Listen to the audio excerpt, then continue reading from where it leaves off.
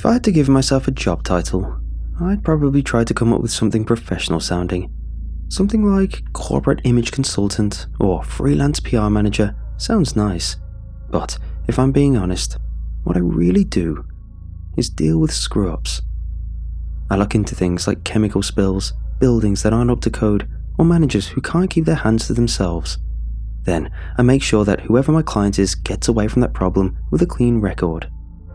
Sure, sometimes I get good people who just find themselves in a bad situation, but those cases are rare. Most of the time, I'm dealing with a faceless corporation where my only contact is some dick in a suit. This case certainly had plenty of dicks in suits, but they were of a higher caliber than I was used to dealing with. Last month, I started a job for the US government. It all started when I found myself without any work for a couple of weeks and money was getting pretty tight. I had already tried contacting a number of public help wanted ads, but had no luck. I decided to make a listing on a job recruiting website to see if I could catch someone's eye. Lucky for me, within days I had a couple of offers, but one in particular stood out.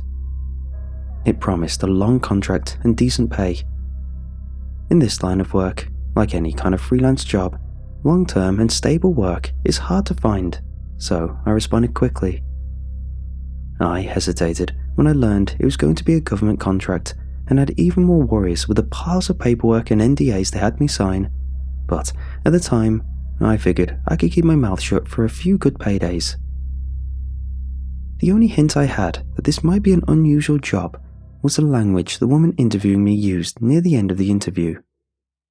She asked me if I had any history of scopophobia. I told her I had no idea what that was.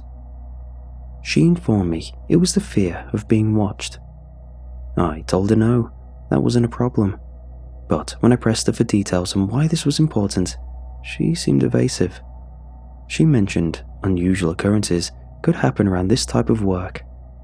She also reminded me that I couldn't hold them liable for any hazards I may encounter while on this job, quote, physical or otherwise, if I signed the contract.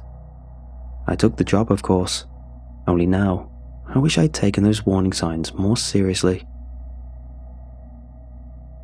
After I was cleared to work, I was told what the job was, and it boiled down to this. I needed to look into and report on something called the Sunrise Project, which was the exploration of potential nuclear weapon development in the 1940s. If this sounds familiar, it's because it was the sister project to the infamous Manhattan Project. The details of what the Sunrise Project was testing on were vague and unclear. What was clear was it shut down quickly and quietly after it. Quote, repeatedly failed to produce meaningful results after a multitude of tests, according to the records on file. This bare-bones reporting and lack of information may seem suspicious to some, but to me, it was hardly surprising. I've seen countless projects become complete non-starters and disasters. Just like any entrepreneur, I figured our government was just as likely to sweep the mistake under the rug and instead focus only on their achievements. The only reason this waste of taxpayer money was being looked into was because everyone who was affected by these tests was either too old to care anymore or dead. I'm sure the politicians who paid for the investigation could still brag about a renewed effort towards transparency, honesty, accountability, and blah blah blah. I arrived at the location of the project in Nevada sometime before noon, eager to get to work. After seeing the place, I realized the scope of the investigation was much bigger than I had initially thought. The place wasn't just a couple of forgotten research buildings, but a massive ghost town that went on for miles. There were restaurants, suburbs, clothing stores, truck stops, a post office, even a city hall. I had no idea where to start. I was only given minimal instructions, a deadline, and a Geiger counter for my own personal safety. I started in the suburbs, as they were the closest to where I came in, and, unfortunately for me, there were no giant signs saying, "Secret government lab here." Getting out of my truck, I noticed that most of the homes seemed to have very little wear and tear on them. Sure, time had taken its toll with dry rot and dust, but the typical signs of lives lived were not there. The trash cans were empty, The road had no tire tracks, and there were no apparent changes to the homes themselves since they were first built. I started to think no one had ever lived in this town at all, when I caught something staring at me from one of the windows. My heart froze as I made out the clear shape of a person staring right at me from just a few houses down the road. They were only visible as a silhouette, so I couldn't make out any of their features, but I swear I could feel them looking right at me. Somehow, the worst part was they were completely still, not even a sign of breathing. I must have stood there for almost 5 minutes having a silent staring contest with the shape before I worked up the nerve to speak. I decided to go the professional route, speaking loudly and confidently, but also calmly to hopefully put them at ease. "Hello, I'm here on a contract to look into some history around these parts. Do you live here?" They did, and said nothing. "Do you mind if I ask you a few questions?" Nothing. "Listen, I'm not a cop or a thug or anything. You don't have to worry about me. I just want to have a look around." Nothing. This wasn't turning out to be very productive. On the other hand, they didn't make any aggressive moves, so that was good. I put my hands up in the universal sign for, "I mean you no harm," and started walking towards them. I became more and more nervous with every step I took as the shape remained completely motionless. Just when I thought I was starting to take too great a risk, I could finally see the face of the figure. It was the unblinking, expressionless face of a mannequin. A goddamn mannequin. This was no mysterious stranger or ghost. It was just a hunk of plastic.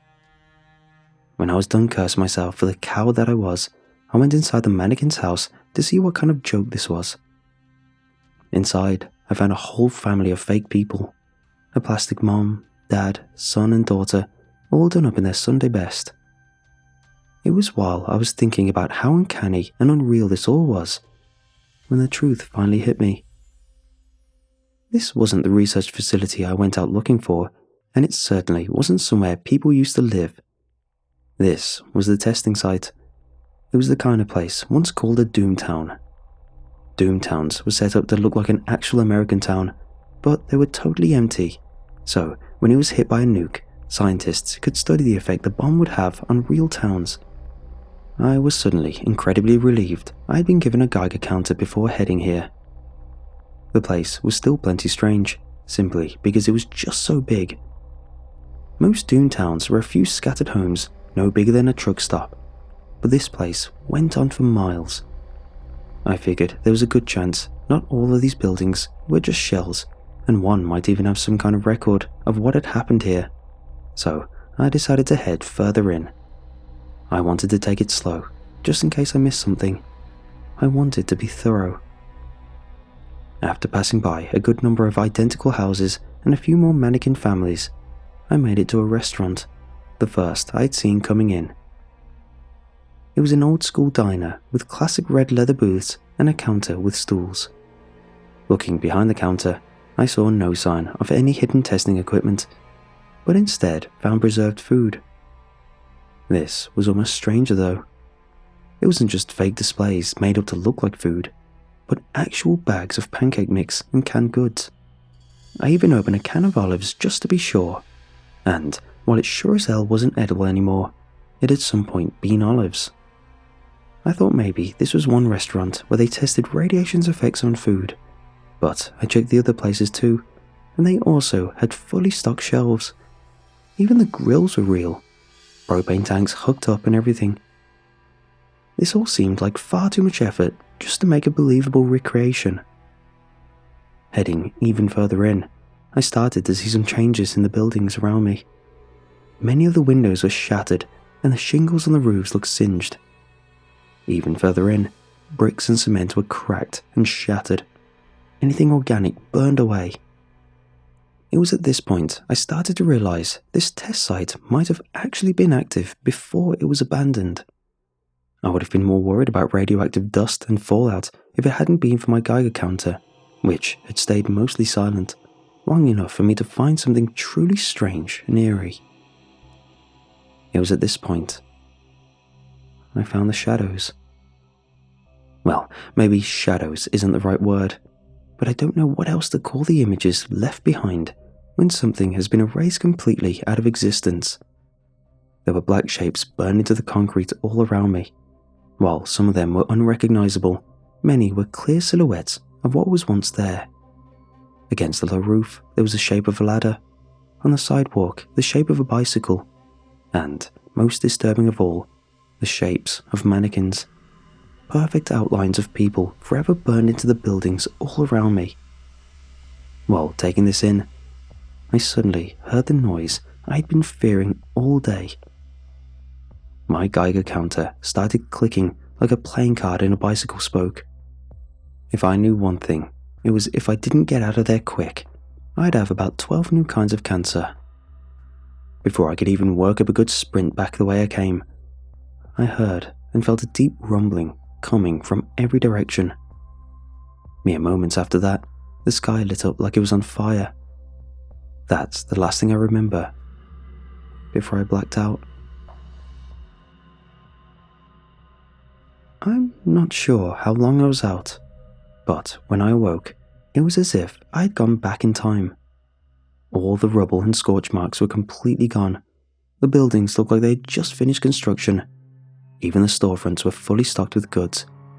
I would have thought I dreamed up all the destruction if it wasn't for the shadows that were all around me.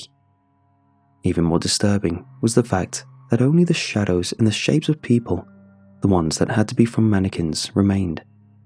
The ladders and bicycles were restored, yet these haunting silhouettes seemed to be the only residents. I still wasn't sure if some sort of freak radiation storm had knocked me out, and maybe I dreamed up the ruins. Perhaps the isolation of this place was making me lose my marbles. Either way, it didn't explain the shadows. But at the same time, I was so shaken up, I could only think about making the 20-minute trek back to my truck. As I walked, my fear and paranoia started to change into some shame and embarrassment. Was I really going to leave with my tail between my legs?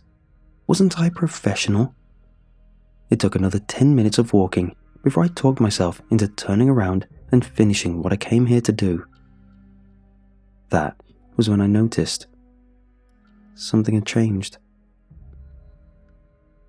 I had passed a number of shadows on my way back out of town, and most recently, I had seen a group of 3 on the side of a drugstore. When I turned back, that same wall was just empty.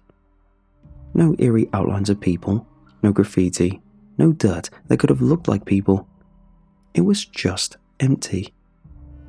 I was certain I'd seen more of those haunting shapes, but I still wasn't sure if my mind was playing tricks on me. I wasn't about to chicken out yet again, but I was now determined to keep my eyes open and pay close attention to everything I saw. It was near dusk when I made my way back to where I'd passed out. It wasn't cold out yet, but a chill ran down my spine all the same. The buildings were still in good condition, but there was nothing to see or hear besides the dust in the wind.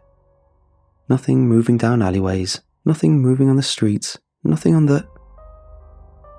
Something moved. Just as I looked toward the storefronts, I barely caught sight of one of the shadows. It was on the wall where I remembered it, but I swear I saw it slip around a corner, out of sight.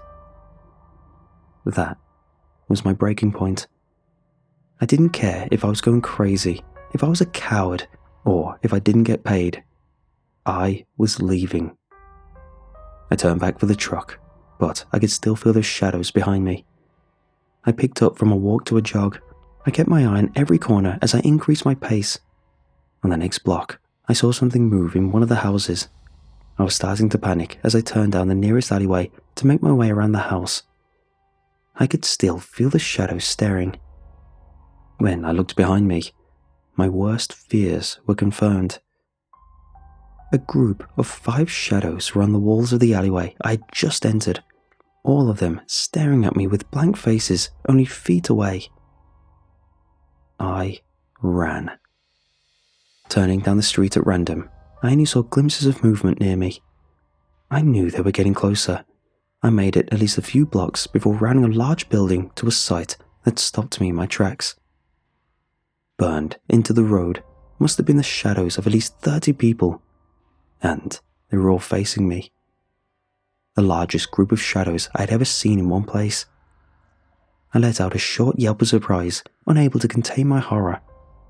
That's what really set them off. The shadows began pulling themselves out of the ground, starting from the head. A swirling black vortex of ash, dust, and glowing embers emerged from the pavement in the shape of a man. All around me, the shadows began to transition out from the walls and ground, joining the dreadful congregation. It was clear their focus was fully fixed upon me. When the first of them was fully formed out of the ground, it began walking my direction. I was finally able to snap myself out of my shock and started running again. I ran away from them as fast as I could. The further I ran, the more and more of the shadows emerged from the walls ahead. I turned down street after street, trying to avoid them, but they were coming from everywhere. When I tried to turn back the way I came, there was a horde of them gaining on me as they gave chase. I don't know how long I ran, but eventually I was fully boxed in by the ever-growing crowd. From every alleyway and avenue, there were dozens of the shadowy people, lurching and shambling my way. There must have been 100 of them by now. Suddenly, a tone of incredible volume and high pitch wailed from every imaginable direction. It was as if the town itself was shrieking in reaction to my horror. I fell to my knees, covering my ears. Even if I couldn't stop the shapes from closing in around me, I wanted to at least stop the assault on my ears. I watched in ever-mounting dread as the first of the shadows came closer and closer. It came within inches of me, and just before it touched me, it suddenly stopped. As more came near, they did the same, standing only a breath away, surrounding my cowering form. Before I could even react to this, the rumbling that signaled my previous blackout returned with a vengeance.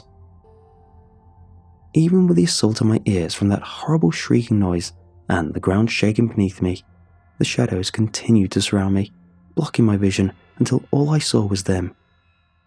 Before I was lost in darkness, I saw one last thing.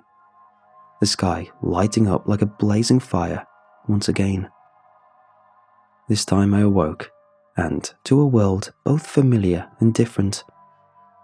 It was the ruins of the city again, the same rubble and scorch marks I had first seen, but the shadows had changed once more. They were back to being simple shapes of mannequins on the ground, but all of them were surrounding one central spot. The spot where I had awoken.